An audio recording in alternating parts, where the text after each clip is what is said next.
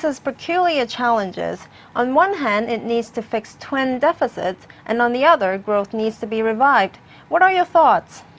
Yes, it's a difficult dilemma they're in, and these challenges have been around for a while. So the issues of the budget deficit, which is quite wide already, the current account deficit is wide and growth is slowing, is a picture that is not very comfortable from both a policymaker's standpoint. So I think this is why there has been so much attention focused on the structural reform process in terms of both economic reforms, in terms of improving the economy's competitiveness, but also in terms of fiscal consolidation in order to bring in the budget deficit. India's FM has been quite confident and adamant that the current year's fiscal deficit will not breach 5.3%, and next year's deficit will be around 4.8%. Do you think that this is achievable?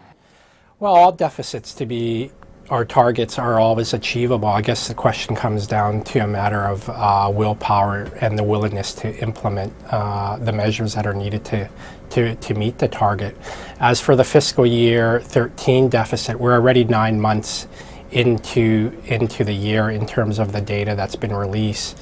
And so far the data suggests that it's going to be a close call in terms of whether they can meet the target of 5.3% of GDP. Much will depend on divestments, government sales of assets, and two, in terms of subsidies, what they do in terms of the subsidy sharing mechanism. So we'll have to wait and see. As far as next year, it's a bit too early.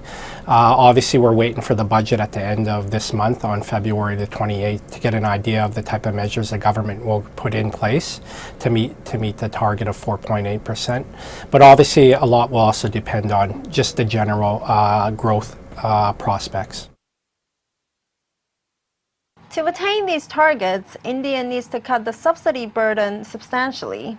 Do you think India has the political will to do that, considering 2014 is election year? Also, India in the past has had patchy performances on policy implementations. Do you see political risks taking over economics? Yeah, very good questions, and they're both very difficult to answer. Obviously, political will is very difficult to assess. I mean, if you look at India's recent track record going back to the last general election back in 2009, the budget did widen in advance of general elections, but obviously it was a difficult time back there in terms of the global financial crisis.